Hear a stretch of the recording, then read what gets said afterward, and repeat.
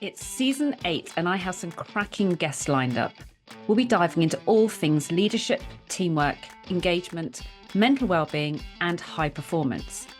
We have the conversations that matter about putting the human factor back into business, because when we get people right, we get business right. If you want to find out more about how to develop an experience that brings out the best in people, get in touch. And if you like the idea of building your leaders, managers and culture, one experiment at a time, Leadership Labs may well be for you. Check out details in the show notes. I'm your host, Lisa, psychologist and psychotherapist and founder of It's Time for Change. Thank you for joining me on Beyond the Water Cooler.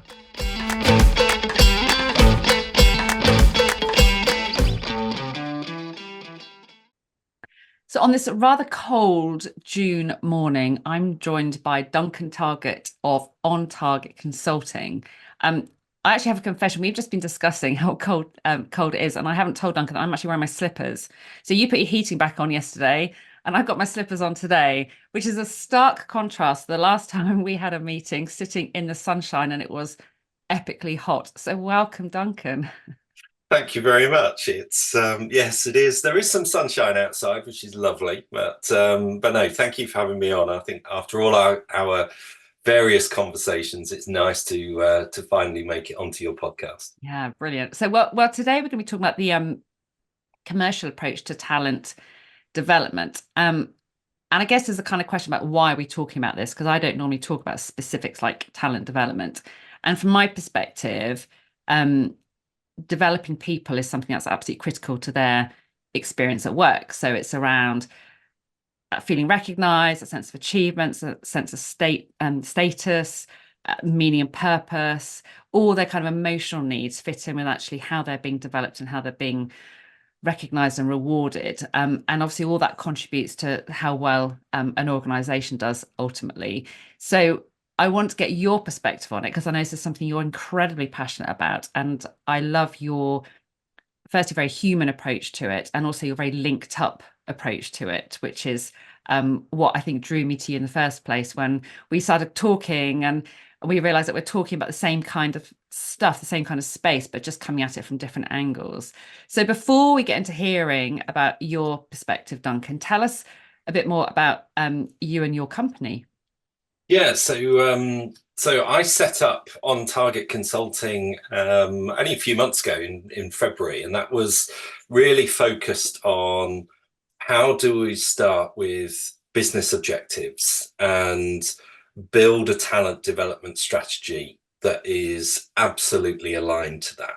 And the real background to that is most of my career has been in commercial roles. So I've worked for various sales, marketing and consultancy roles for the likes of PepsiCo and Walt Disney Company and dunnhumby. And I switched a fairly uncommon switch and pivoted from commercial into HR, because I thought that HR could be approached with a more of a commercial mindset. And I thought that would be beneficial to how people teams operate and that sort of thing. And then my own natural calling to helping people grow and develop, and a belief that there is significant competitive advantage in the people of an organization just led me to various talent development roles.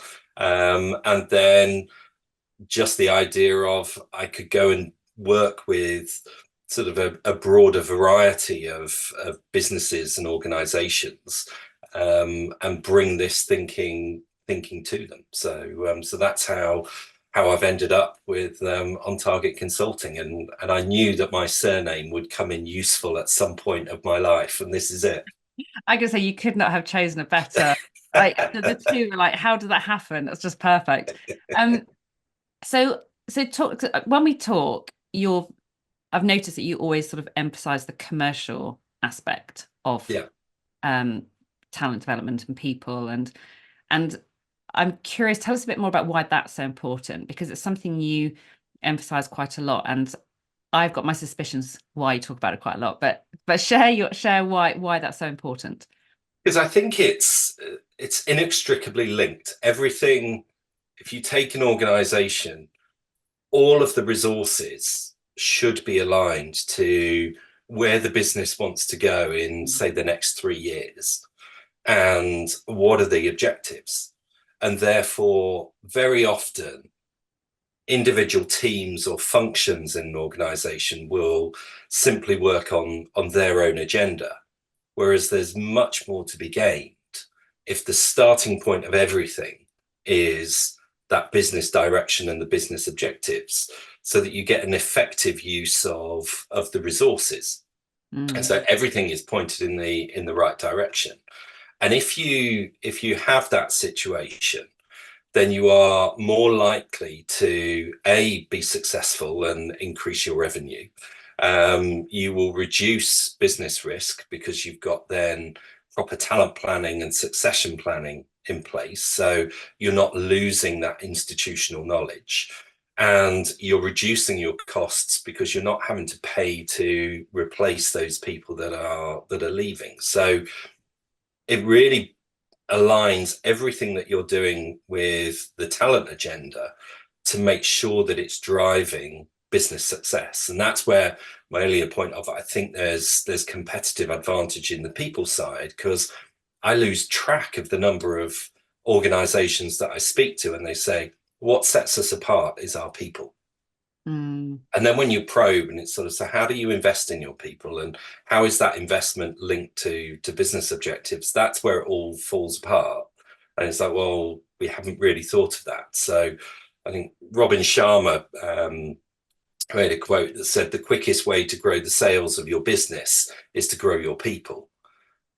You want to grow your people, absolutely, but you want to grow your people in the right way to drive the right results. Yes, and it's that right way, isn't it? Yeah. That is often missing. And I think so. So when you're working with organizations, are you seeing them now beginning to think about a more strategic approach to talent development rather than it being sort of, as you say, each team having their own agenda and doing their own thing? Are people beginning to get the idea that there needs to be a strategy to this, or not yet? Sometimes I'd say it's more not yet. So what I find, talent development in a lot of organizations is still a sort of, it's a collection of activities. But I think people are starting to understand that there's this real untapped opportunity with talent development. And what I'm seeing at the moment is more of a focus and a bit of urgency from organizations in terms of management development. So people are seeing, they know that people don't just leave their jobs, they leave because of their managers, and actually just basic management capabilities. That then leads to people saying, well, we need some leadership training as well. But again, these are almost isolated activities, or they might have a flow from the people who do the management development to then say, and then 18 months later, we're going to put you on leadership development. But it's not necessarily linked to what are the capabilities that are going to take us from where we are today to where we need to be in 3 years' time. So it just becomes a very generic management development course, rather than here's how we develop our managers for the future. And that will be different from one organization to another. And I think there aren't, what I'm not seeing is people being really clear about actually what's their philosophy on talent. So before you start thinking about a talent strategy, what's your perspective on performance? So what do I mean by that is, what are the consequences of good performance or bad performance? So how does one get rewarded? How does one get dealt with? Is it with underperformance? Do you have an informal process followed by a formal process? How many times can people go through that process? Or sort of, but actually having that, and again, the same thing on behaviors. Yeah, I've been in organizations where junior people end up being fired for something, and a senior person will be kind of protected, and they have different standards that they can get away with more. So is that a conscious choice, or is that something that's just happening? And if you sit down and actually think about that, most organizations would say, well, of course it's got to be consistent. So write it down, commit to it, and make it happen. And then the other one that's a big one is transparency. With talent development. How much are you going to share with people? What are you going to talk to them about, and share where they are or how you're thinking about them? Or are you prepared to say, I'm going to invest most of the money in this group of people, or are you saying that it's got to be equal across the piece? So it's generally not that aligned. You've covered a lot there. I mean, there was so much I'm thinking, gosh, because, you know, going right back to starting the L&D bit in terms of when people request stuff, is something I'll get asked a lot about. You know, can you come and do a whatever it might be? So a workshop, a program, a, you know, development course, and often, like you've just said, they it's not tied in with the bigger picture in terms of the business objectives. So it will be around, you know, an individual has noticed something, so like, oh, we need to do something in this space. Yeah. And depending on who that is, what kind of day they're having, and a gazillion other factors, depends on what gets asked for. And it's so important, isn't it, to go back to that starting point of how has this request come about? Like, what prompted this in the first place, to actually work out if it is linked to anything, or if it's an emotional reactive response to something they've just encountered this morning. They're like, right, well, we need some training to have better conversations because I just experienced a bad one. You know, is it kind of so, and also, so where's it coming from, but also what do you want to get out at the end? So Yeah. what will success look like? You know, if you do this thing, whatever that might look like, aspects of development, what are you hoping it will achieve? And so many people haven't thought about that either. So it's a case of you go through this process, and then for me, then it almost feels like you're ticking the box rather than you have a very clear idea about what you want from it. Because unless you're putting people into this process with a very clear idea about what you want to get them to achieve from it, you've got no idea if it succeeds or not, if it makes any difference. Totally. And that's both an expensive and a really inefficient way of, in inverted commas, planning L&D, because it's just reactive. It's not proactive. But actually, your example of conversations is a really good one, because I'm hearing much more in terms of people saying we need to teach people how to have difficult conversations. We want to give them the confidence and the competence when it comes to that. And I do think that, you know, managers don't have that capability as much as previous generations of managers did. And it's not difficult to have a challenging conversation, but it does mean that you need to prepare, and you need to just help people. You know, what's that process? How do I do it? How do I set the conversation up? You know, what's the way that I should structure that conversation? Because actually a lot, and I know that people partners that I've worked with in the past will definitely agree with this, which is most of the issues that end up being escalated to HR and the people partners in terms of grievances or complaints or everything else could have been solved if there had been an honest conversation that was had.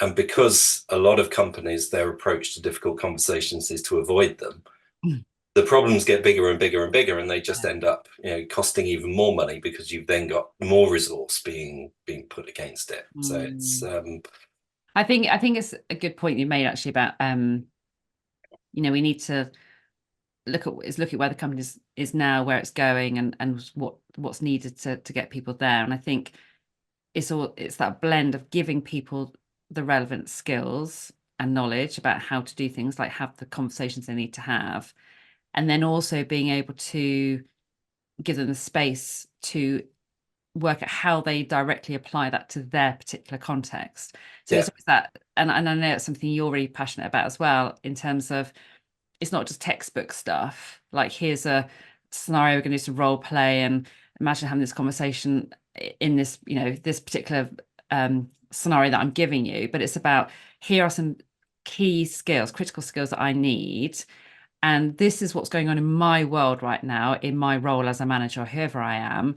And this is how I'm going to plan to go and put these into practice. And I'm going to go and try it, and I'm going to come back, and yeah, it role models is a lot of what I do with actually a lot of what Gemma and Ellison and I do in leadership labs, where we have deep dives, which is about giving people the skills, and then the labs, which is about where they experiment. I know for you, it's critical to you how you approach things in terms of giving people core skills, and then getting them to apply it to their own particular situation. That's key, isn't it? yeah. I think it's critical to success, and it's critical to getting a return on the investment of Mm, time and effort and resources of any initiative. So, you know, I think a lot of management development courses focus on, and particularly leadership as well, they focus on building out knowledge, but they don't focus on the skills. And so if you go back to that difficult conversations, or giving feedback example, having people, if they're on a course or whatever, having them actually work and think, well, who is one of your stakeholders that you need to have a difficult conversation with, or a team member that you need to give feedback to? Okay, here's a model you can use. It's really simple, but now let's practice. mm, And they become real plays, not role plays. yeah. So people don't divert their energy into thinking up some weird persona, or what's the situation again. It's like, just think about this person and have a rehearsal, basically, and then go and apply that. The Mm, very next day you could have that conversation. mm, But it is about teaching skills to supplement the knowledge. It mm, can't just be, let's just give you a whole load of leadership theory. yeah. Yeah, tick the box, and you'll get nothing out of that. And there's no better way of showing the impact of development when it's immediately and directly applied to the work context. So, Yes. it's rather than relying on some sort of evaluation and hoping to see some amazing results from the people doing the training. It's actually the next day when they go and have that conversation, and immediately there's an impact. It's like, there's no better measure than that. Yeah. Yeah. I ran a course last year, and the people left, and I got a note on the Monday afterwards from this person's manager, who just said, it's only Monday morning and I've already noticed the difference. And this person has been using some Mm. of the techniques in terms of a difficult conversation with his family over the weekend. Yeah. Like, goodness knows what that was, but it was. And all of a sudden, we've got a completely different person Mm, that's working with us. mm, So I thought that was great. Everybody loves to get feedback, don't they? That yeah. says that was Yeah. fantastic. Yeah. But to actually get that from a manager Yeah. who has seen a tangible difference, that shows us that we're really focusing on the right things, and we're building Mm. capabilities, not just their knowledge. And also, that's a really good example of it, how what we're doing with people in the workplace has an impact that's far wider than the workplace. So that's a really lovely example of, people trying stuff over the weekend. When I did some work around emotional intelligence recently with a leadership group, and we were then reviewing it the following weeks to see how people found it. And actually, pretty much all of them gave examples of how they applied it at home, and with like really, really good effect. And I hadn't when we were doing the session, I hadn't really thought about the fact that they would be going and applying that at home, because we were focusing on work. But actually, we it's very easy, isn't it, to think of these are work people in a work situation, so we're focusing on developing their work skills. But actually, when we develop the right skills, which is fundamentally about being a really good human being and being able to relate to each other Yeah, and so on, it permeates across the whole of our lives, across the whole context, which I think is really, really important.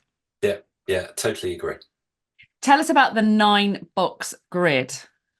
Oh, the much maligned 9-box grid. So for people that haven't come across the 9-box grid, this is a way of sort of mapping talent within an organization, and it's generally 9 boxes. On the two axes you've got potential, and on the other axes you've got performance, generally over time rather than just a snapshot. But lots of people have opinions about the 9-box grid.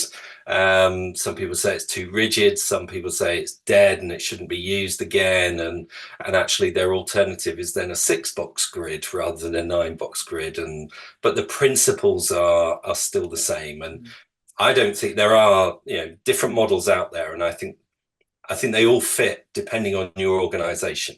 So you always want to work with the models that best reflect you as an organization, and again where you want your people to be and where you want your business to go. But with that 9-box grid, I think a lot of the problems that come with the 9-box grid are because it's the quality of what goes into it. So if you just take, the two axes, you've got potential and you've got performance. So on performance, you want to make sure that you've got a really clear, transparent, and consistent performance measurement, so people know how they're doing it. And that consistency is really key, because it has to be on performance, not on favorites.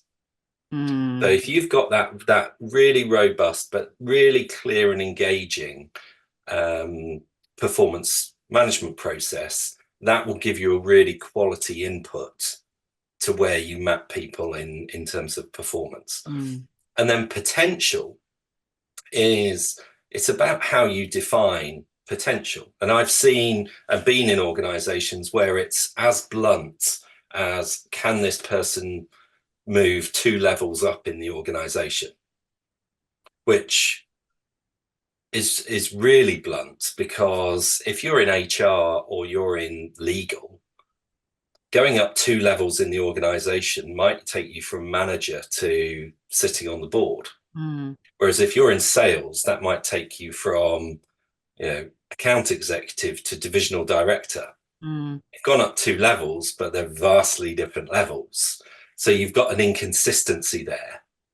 So actually, if you're clear about how you define potential in terms of, again, going back to where does the business want to go? So for example, if the business is going to grow over the next 3 years based on efficiencies, you want somebody who is looking for, how can you improve processes? How can you cut costs and that sort of thing? That should be in your potential. How well suited are they to that work? But if you're actually going to be in a highly volatile, high change environment where growth is going to come from innovation, you want people who will be reflecting that. And obviously, ultimately, you'd want your L&D program to be reflecting that. So if you're measuring the right potential for your business, and you're also layering in aspiration. So do people actually want to progress? Do they want to be on this high trajectory? Because people are at different life stages and have different priorities and that sort of thing. Then if you've got those 2 definitions, what goes into the 9-box grid is good quality. What you'll get out of the 9-box grid is also good quality. So people will be mapped into the right boxes, but then it's up to you to decide what you want to do with those. What's the policy for each of those boxes? Where are you investing? Where are you, if it's the top right box, high potential, high performance, people say, oh yes, well, we want, these are the future leaders and everything else. Go back to that philosophy.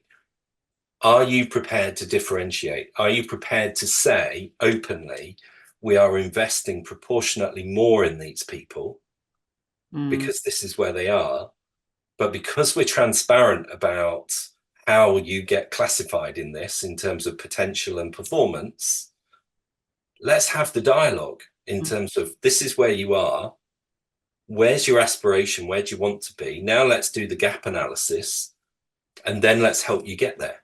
Mm.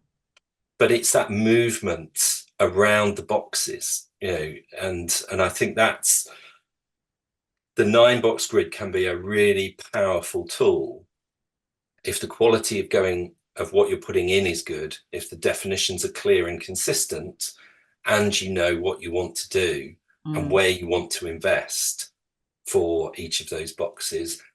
And ultimately, you are prepared to deal with the people that are in the less glamorous boxes, and therefore that low potential, low performance Yeah. goes back to difficult conversations. You have to deal with them. And I think that's um I guess one of the critical areas that people don't necessarily want to focus on as much, because something like this grid, you focus on that top right, and that's great, but it is, what about the other 8 boxes? Yeah, And if you're not in that top right grid, a top right box, what happens to you? What opportunities do you have? Or and I think that's the bit where I'm guessing that's part of the criticism around it. It's like, actually, what so what? So it's yeah, great for that, it's great for that little group up there, but actually majority of the workforce are not going to be in that top right box. So what happens? And I think your idea of having specific policy for each one, and actually taking each one on its own and thinking about what you do with that, is quite different to, let's just focus on that one single box. yeah, because the bedrock of an organization's success won't be in the top right box. It will be in the mid performers and mid potential, or sort of higher performance but mid potential. You've got those people who, that's where all the knowledge is. Yeah, they've got longer tenure in the business. They know how it works. They're probably quite key to culture. They'd be sort of termed cultural architects, or they're really important to the business. So for someone like that, it possibly doesn't want to be high potential. They choose a different trajectory. They shouldn't be penalized for that, but you can use them to sort of almost become a guru for their part of the business. You could have them involved in training others in the skills that they're recognized as being the expert for. You could have them doing outside speaking, or writing articles, or blogs, or that sort of thing. So you can still develop that person, you can still grow that person, but it's not about being a high potential. And if you've got somebody in that top right box who then, they become a parent, and they say, right, I'm going to take some time off, or actually, I don't want to be in that top right box on that high growth trajectory. Mm. I want to consciously step back a bit and go Mm. on a different trajectory. It shouldn't be penalized for that, and it shouldn't be seen as a weakness. That's an absolute strength. Deal with that person and say, right, we put you in this box. It might be after a few years, or whenever that person says, right, my life is now in a different stage. Mm. I'm fully on for high trajectory and everything else. You've got the transparent process of how you can Mm. manage, and you move people through those boxes. And even those people in the bottom left box, it's sort of, it doesn't necessarily mean that those people have to leave the business, but it enables you to have an honest, challenging conversation with them that says, how do we move you out of this box? And here's It's a what you need lovely to way do. of phrasing it. How do we move you out of this box? It's such a different way of having the conversation than it being quite critical. It You becomes constructive. Yes, yeah. And that's where you go back to, everybody is human. Mm. These are humans, and we have to be respectful of people, Mm. whether they're high performers or they're low performers. But Mm. it's actually, we're here to support you. Now, at some point, that may get to a point where it really is the best thing for you would be to move somewhere else. Mm. But again, have that conversation honestly and respectfully, and then support the person as they're trying to find the next place. But hopefully I've sort of explained how the 9-box grid isn't dead and it isn't rubbish, but it is the same thing of if you put rubbish into a model, you will get rubbish out. And it's about what you do with it. Yeah, which is the same for any model, isn't it? Yeah. But I think what you've explained is brilliant, because I have so many conversations with my clients around a lot of the companies talk about, well, we need to develop our next wave of amazing leadership. We are an amazing leadership team, and we need to make sure we are identifying the next wave of people to come through. And some other clients know who the next people are, but it's what do we do to get them from where they are now to where we need them to be. And people kind of grapple around in the dark a bit. And I think it comes down to then what have I heard of, or what's being marketed well, or what's my experience. And again, it's just a bit ad hoc, and it's not thought through enough in terms of a strategy that aligns with the business objectives, essentially with people at the heart of it, but making sure that we're doing it in a sensible way. Yeah. And I think there's also that element of, are they looking to develop tomorrow's leaders to be able to lead the business that will be in a different place than it is today? Or are they looking for the people that most closely resemble themselves? And that's where taking it back to business objectives and where's the business direction and what do you need should drive everything that is in your talent development strategy, so that you don't fall into the trap of, well, I want people who resemble myself and we'll just put them through some leadership training that ultimately teaches them knowledge, not skills. Huge waste of time and money. Yeah. So how do or should companies think about measuring that development? So in terms of making sure, imagine we've identified where people are at and the right development has been identified for them, in terms of thinking about accountability and making sure that people are progressing and so on. Do you have advice around how companies should think about that kind of accountability piece and making sure that people are developing and I guess making the most of their opportunities? Yeah, so I think when there are a couple of elements to that. So I think when somebody goes on, there's a learning experience. So obviously lots of their learning is on the job, in their role, they're doing that. But a lot of what we're talking about does involve some in-person formal training. So it could be if you take a management development course. So they might go on a 3 or 4 day intensive management development. And let's say it's structured the right way so that it's teaching skills and it's linked to their everyday life. They'll leave that course and they'll hit Monday morning full of enthusiasm. And then real life hits and they forget to do what they should be doing. And so any program that you're putting in place, I believe, should have as much focus on embedding those skills as it is on actually teaching them. And therefore a couple of check-ins afterwards, call them coaching conversations or action learning groups to bring people together and help them support each other. But then almost an accountability check-in, say 6 months afterwards, which is, we want you to come to the whether it's the talent development team or whoever, or managers, each organization will be different, but actually share examples of how you've utilized the skills that you were taught. So talk us through some examples where you've had difficult conversations. What's been the outcome of that? Talk to us about how you have used an effective delegation tool to delegate more to your team and develop them. It's how you get them to show what they've actually done. I think there's that piece to holding them to account. But also then, lots of businesses have some form of 360 or surveys, or whether it's Peakon or it's culture amp or whatever, which there will be numbers in there in terms of how do people regard their manager.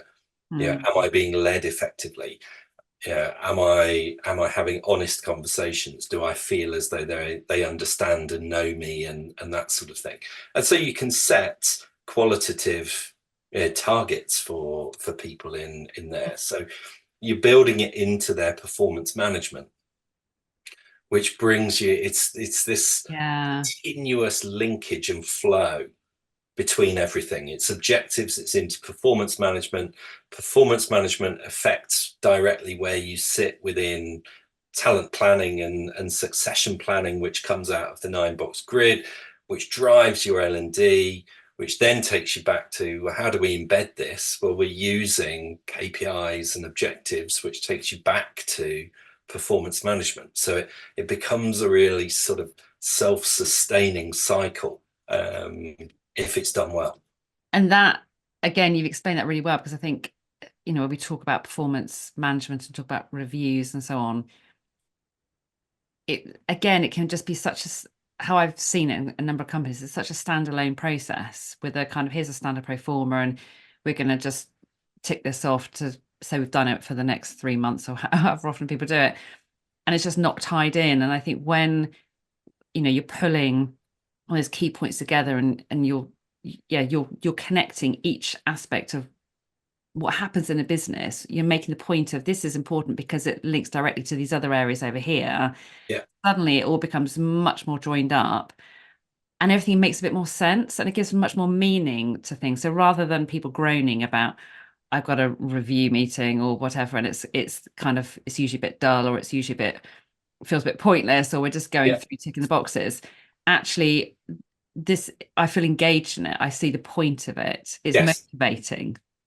Yeah, and I think that's again where transparency comes in. You have to say to people, this is how it all joins up. Yeah. Because then you're not going to be pushing people, oh, please do your review, have your quarterly check-ins or whatever, because they know how it flows through the system. So if you want to progress in the organization, here's how you'll get the investment. You think of that 9-box grid. I know that if I'm in those boxes, I get more investment into my development. Well, if I want that to happen, it starts with performance management. And if I want that to be recorded properly, I need to be doing my quarterly check-ins and making sure I'm logging what I'm doing, and I'm asking for feedback because I want to get better. I want to improve.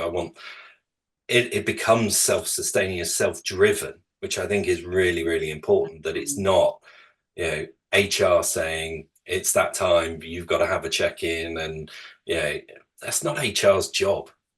No, It's and the actually, individual. The individual has to own their development. The manager is there to support them, is there to sort of manage performance and manage that, either getting to high performance or managing low performance, and supporting people and helping people be the best that they can be. But development and growth ultimately has to be owned by the individual. yeah. Yeah. And I was about to ask, actually, whose responsibility do you see all this? Actually, as you were saying then about performance management, I just think, wouldn't it be nice if we just changed that word? I don't really like the word management in terms of performance development or performance support, or Yeah. people want to call it. But going back to your point about it not being an HR responsibility, and this is a slightly I kind of know what the answer is to this, but I'm curious to hear what you say in terms of whose responsibility is it then? Because there'll be people in organizations who say, well, my role is talent development, and there's a person over here whose role is HR, and there's a person over there whose role is leadership, or there's people sit in their own with their own roles. So in terms of thinking about talent development in a commercial sense, in the way that you're describing today, whose responsibility is it? Everybody has a role to play. So some are more formal. So obviously, if you've got a talent development team, or you've got somebody like me that's coming into an organization to build out that strategy, that's one part of it. But like I said earlier, so much of people's development is, on that traditional sort of 70-20-10, 70% of that growth and development will come in role. So managers and the individual have a massive role to play. Going on formal training, which is the 10%, but then being sure that they're actually practicing those techniques, they're using those skills and actually making a tangible difference to their team, to how they're managed and led, and then building out that 20%, which is something we haven't talked about in terms of the manager as the coach, or the mentor, or using that capability to share experiences and to help. So the bit that sits within HR is around that 10% and the strategy and everything else. That's essential, but there's so much that sits with the manager and the individual that is there, and I think it's having that shift in focus and belief that development is all with HR, and it's actually the realization, the managers who are succeeding most are those people who really get their role in terms of developing their people, and I'd go as far as saying that they care for their people, and they care about their development. They care about how that person is and what they want to achieve. Round of applause there, Duncan, for saying talking about managers caring. And I know a huge number of managers do care, Yeah. and they want to care, but they're not enabled to care. And I have a bit of a bugbear with a lot of companies who, you've just described brilliantly about how everything was so much is put on HR shoulders, and so much expectations also made of managers in terms of you should be caring for your people more and supporting them more and coaching more. And I'm a real fan of saying you don't need to be an expert in this stuff. You just need to be able to have conversations and create the space to be able to explore what's getting in the way of people performing well and so on. But actually, those managers are often not supported. They don't feel cared for, and they're not supported or enabled to have the time and the space, like the space in the diary and the headspace in terms of just not being pulled in so many different directions to show their care, to demonstrate their care. And I think I that's a really totally agree. barrier. But I think that's where a talent development director or manager can really help. Yeah. Is actually what managers look for is the answer to the question of how. So if you're talking to somebody and you're saying to a manager, we want you to care for your people, we want you to really engage with the people that are in your team, you have to expect that their first question is going to be, well, how do you want me to do that? And just being able to give them a simple model. So there's one that I've used in the past and continue to use, which is meaningful, measurable, and knowledgeable. And just saying to managers, make sure that your people, each individual, has meaningful work, so they understand what they're meant to be doing, what the impact is of their work on the overall strategy, who else it impacts in terms of colleagues and that sort of thing. You're then really, really clear with them in terms of how you're going to be measured. Go back to that transparency and quality of input. And then the knowledgeable piece is get to know your people as individuals. What drives them? Who are they as a human, not just as a person at work? So what are their interests? What's their family situation? What are they? It's simple things like, on a Monday morning, you're not just saying, how was your weekend, which is a generic question, very habitual, doesn't really move you up that sort of rapport pyramid. But if you're turning around to somebody and saying, how was that ballet concert that you said that you were going to? And, and you say, how did Chloe do? You're demonstrating you really know that individual. And by focusing on those three things, the meaningful work tells somebody how they fit in the organization. The measurable piece tells them how if they're succeeding or not, and how to succeed in the organization.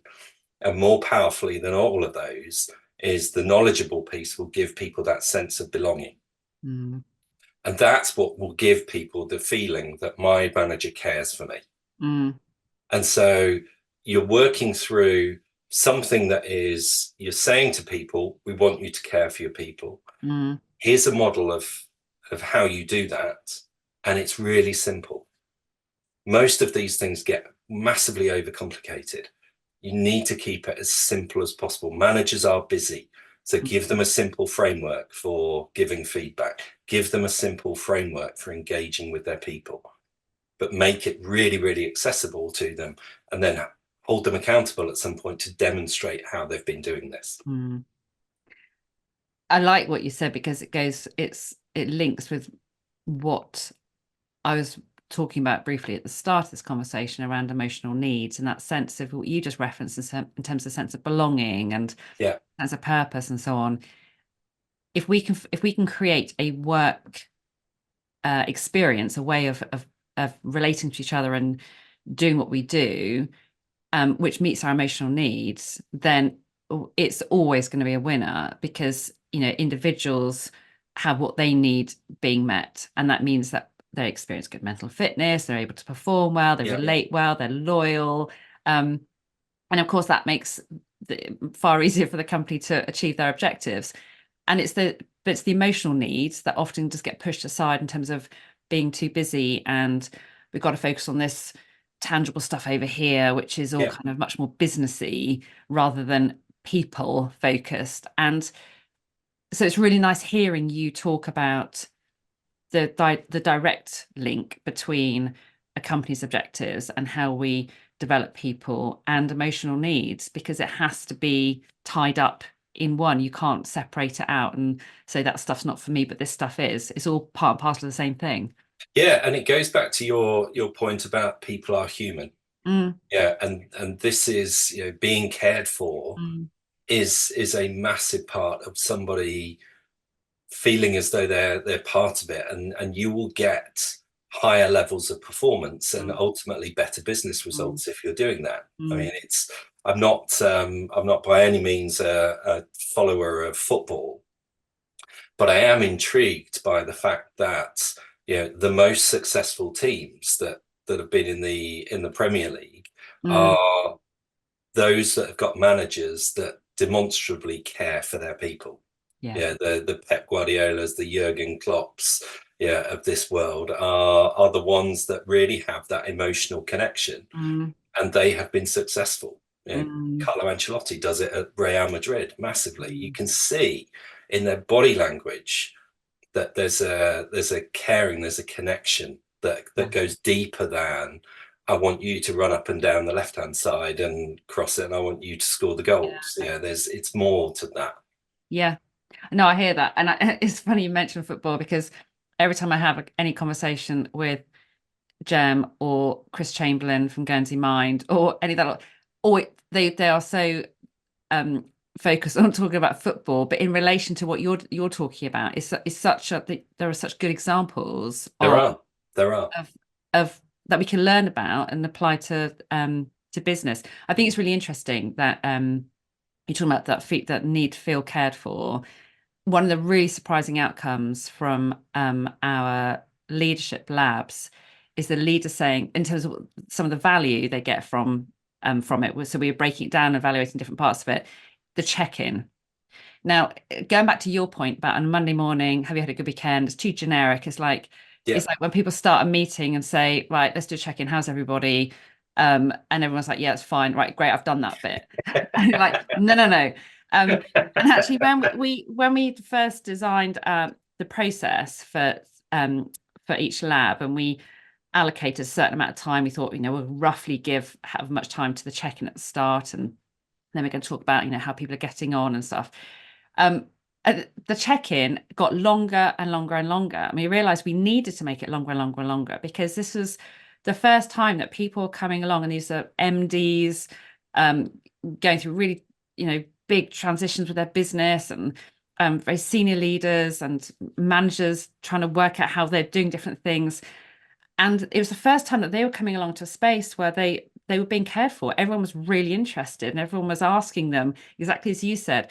So how's this thing gone since last time we spoke?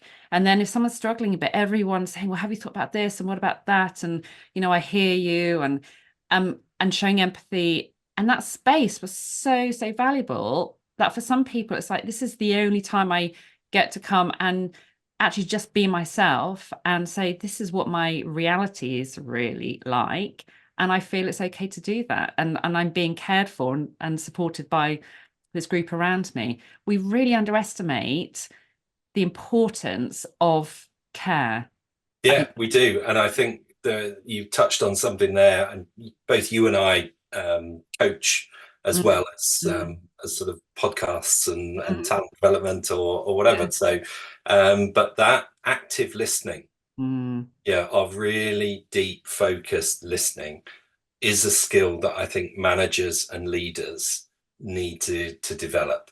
They mm, need to really understand, and it's not difficult, but they need to understand the power of simply listening, not listening with a view to they know the answer and therefore I'm just going to tell this person what to do, or they're listening with a view to how am I going to respond, what's my question or what's my statement going to be, or whatever, or being mm, distracted from got the phone buzzing away or whatever. But really purposeful listening has such a massive impact, mm, and a positive impact on people and how they feel. You said, I feel heard. mm, Yeah, that's huge for mm, people. And it can be done very quickly. It's not a time consuming process, but it needs to be conscious. And mm. it's teaching those sorts of skills that will just have a massive effect on anybody, whether they are the CEO, or they're one of your most junior members of staff. You Yes. can't tell me that either of them has a different, sort of preference for being heard. Yeah. That's a really good point to make. Yeah, I like that. So now I'm really aware of time. So what I would, because there's lots more I'd want to ask you, and actually we might just have to do that as like a part two at some point. Um, what I would love to hear from you, Duncan, is if there are leaders, whatever their specific role, listening to this, what would be your advice to them? So what is it that you think would be a really good starting point in terms of to take away from Yeah. this conversation and think, actually, you know what, I need to go and think about these key things in terms of my company right now.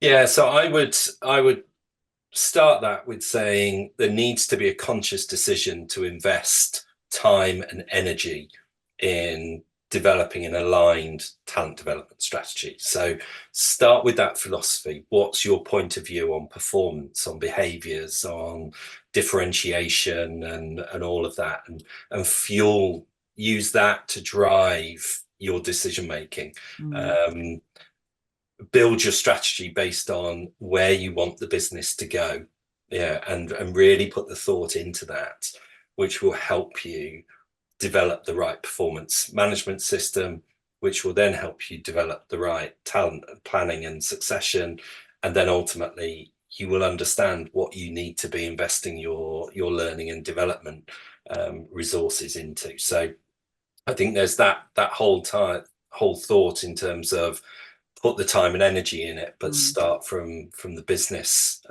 objectives. Don't overcomplicate it. mm, Yeah, you can go super complicated, but the more complicated you make things, the harder you will find that people will find it to actually engage, and therefore mm. you won't have the impact. Um, and just to bear in mind, this stuff is not easy, but it is simple, and that's the key to it. And it's but make that first step. I like that. Not easy, but simple. That's a great way of summing that up. As I knew you would sum it up so well, Duncan. I'd be well up for part two. On a warmer day, sitting at the end of my garden again. Yeah, definitely. Um, I have loved what you've had to say. I think you've described really clearly why people need to think about talent development in quite a different way to how we're often seeing it in different Yeah, organizations. And how to kind of weave that thread through that pulls everything together. And going back to, what we started with, this is a commercial, it's about having a strategy, and it's about thinking about business objectives, and it's doing all that stuff as well as thinking about people as your greatest asset. So it's pulling everything together. And I think, you've given some really good examples. So people listening to this need to go away and think, right, what's the one thing I'm going to start doing differently, and get the ball rolling. But your contact details will be in the show notes. We'll make sure that there's a reference to the grid in those notes as well. And people will be able to follow up afterwards. But thank you so very much for joining me today, Duncan. Thank you, Lisa. It's been an absolute pleasure. I hope you enjoyed that conversation as much as I did. What have you taken from it? What has it inspired you to think about or do differently? Please give the podcast a simple thumbs up on Apple or wherever you listen to your podcasts. And I'd be especially grateful if you leave a short review. It makes a real difference.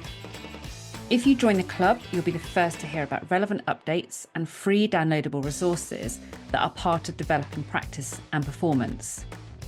Do reach out to me directly to discuss your challenges at work. And if we're not already acquainted on LinkedIn, let's connect. All the links you need are in the show notes. Until next time, bye for now.